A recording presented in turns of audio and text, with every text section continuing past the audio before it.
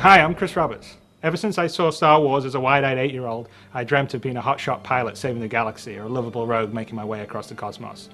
It inspired me to make Wing Commander and has influenced everything I've done since then. 10 years ago, after 20 years of making games, I was burned out, so I took a break, but I never stopped playing games nor loving them. And now, I'm ready to come back, and I'd like to show you something I've been working on. But I don't want to build any old game. I want to build a universe. I want to build a game I always wanted to build, but I didn't have the tools to do until now. One that you can fly off a carrier fighting a heroic war on the front lines, but also one that you can muster out and find your own fortune in the stars wherever your spaceship takes you. I want to be able to share this experience with my friends and fight against real opponents in space, not just AI. And I want this to be as good or better than any other game out there. And I want to actively push the boundaries of what you can do in a game. None of this would have been even possible 2 years ago.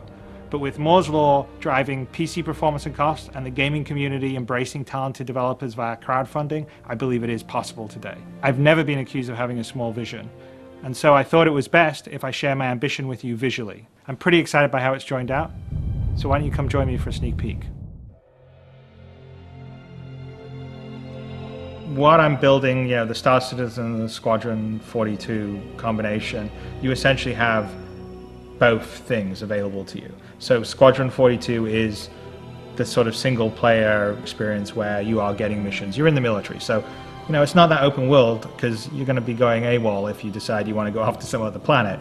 So the idea of it is you serve a campaign, you fly missions, it's branching just like Wing Commander was, and you have exactly that Wing Commander experience with the added bonus of some multiplayer and your friends be able to sort of co-op play with you as wingmen when you fly your missions. But when you finish your tour of duty, you muster out and you're in the wide universe, and then it's open world. You can go where you want, do what you want, choose who you want to be. And the other thing that's nice about this is you don't have to do Squadron 42. You can get into the Star Unit. You can basically decide you're never going to go fight in the military. You can decide that I'm just going to be a merchant or I'm just going to be a pirate. I think what we're talking about here has everything that made Wing Commander great and has everything that made Privateer and Freelancer great. It basically has both things, and the single player sort of military campaign side sits inside this whole universe in a holistic fashion. The idea is that it should be dynamic. So I've talked about the universe being a living entity and something that's always changing, and it's going to change based on the player's actions. So things that players do will have an effect on the universe, and they'll also be able to become part of the universe. So a good example is, say, a player that's an explorer and they explore around enough time and they find a space anomaly and then they manage to navigate a jump. That jump point and the system that they've jumped into will get named after that player. So like that player becomes part of the history and lore of the universe. And on top of that, we're going to be dynamically adding content to this universe. I'm not interested in having yearly updates. We'll have a team of people that are adding content on a weekly, every 2 weeks basis. So you're starting this system and you start in the game and it's got 50 star systems, for instance, and 2 weeks in, a jump point's discovered for another system and someone navigates it and bam, we've got a 51st system and so on. So one thing I think you'll all be very excited about is the level of fidelity in space, the graphical detail and the immersion, because it's to a level that I've never been able to achieve before. I'm trying to build a world that is so detailed and has such great texture that you forget that it's a game, which is always my goal when I'm building games. I'll just climb into the cockpit of the fighter, and as you can see, as we're sort of climbing in, there's a huge amount of detail in the cockpit, because one of the biggest keys for me in the next game I'm building is I really want to have that immersion to be complete. And we're going to do a lot of things that will really push that. Everything inside the cockpit operates and moves and works. If I look around the cockpit, you can see the displays, my hands on the throttle, my hands on the joystick. The whole idea is we're immersed fully in a cockpit that's fully rendered in 3D. So if you issue a command, you hit a button, you'll actually see your character doing the cockpit. It's all for the immersion. But I think immersion is really important for me because I think that you have to really visualize and create a very believable world. So that's one of the reasons why I always sort of really push the visual fidelity, is because I think that helps with the immersiveness. And the more immersive, the more connected you are to the experience. The more connected you are to the experience, I think the more fun the game itself will be. So an example of that is if we're looking around at our character, we can see that the character himself is about 100,000 faces, which is about 10 times the detail of most current day AAA games. There are about 10,000 faces or so, and so that just allows you to have a little extra detail. The wires on his pilot outfit, the creases in the uniform, and have it really stand up when you come in close and not break down because it's too pixely.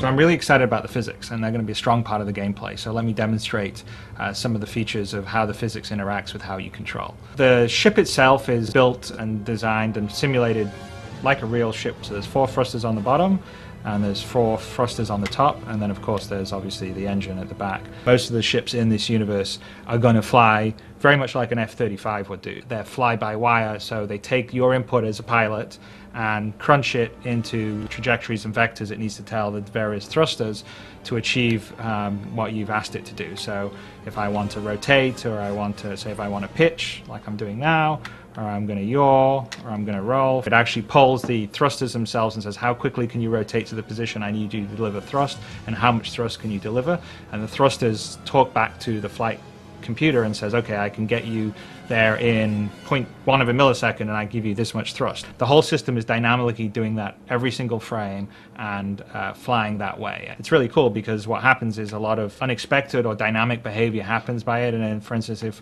we're flying around in a dogfight, one of our thrusters gets damaged, it will affect our maneuverability, and it's not a matter of changing a script or data, it's actually all dynamically simulated in the system.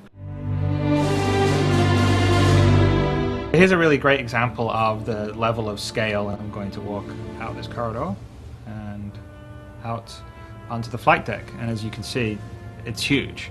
The carrier that's in the prototype level is about 1 kilometer in size. It's full of activity and spaceships and people. So one of the things that I'm the most excited by the technology we've been working on is the ability to scale. So we have detail for scale at a human level, so our character's about 1.8 meters in size. Then the same level of detail for a fighter craft that you'll fly, or a bigger craft, which say this fighter craft is 27 meters in size. I'm building a game and a universe that's essentially the universe in the game I would like to play. So it's for gamers like myself. So I wouldn't say that I'm a social, casual gamer that plays Farmville. I mean, I like sophisticated experiences. Well, I'm picking PC over console because PC was what I always used to do in the past, but more importantly, it's because PC is an open platform. PC is always constantly innovating. I really care about the PC. I really want to push the PC to the limit. I think it's a great game platform. I'm really actually quite sad and angry about the situation right now, where it sort of feels like, PC games and PC gamers don't get any respect. It's the medium that is the coolest and the most powerful, and that's really why I'm focused on PC.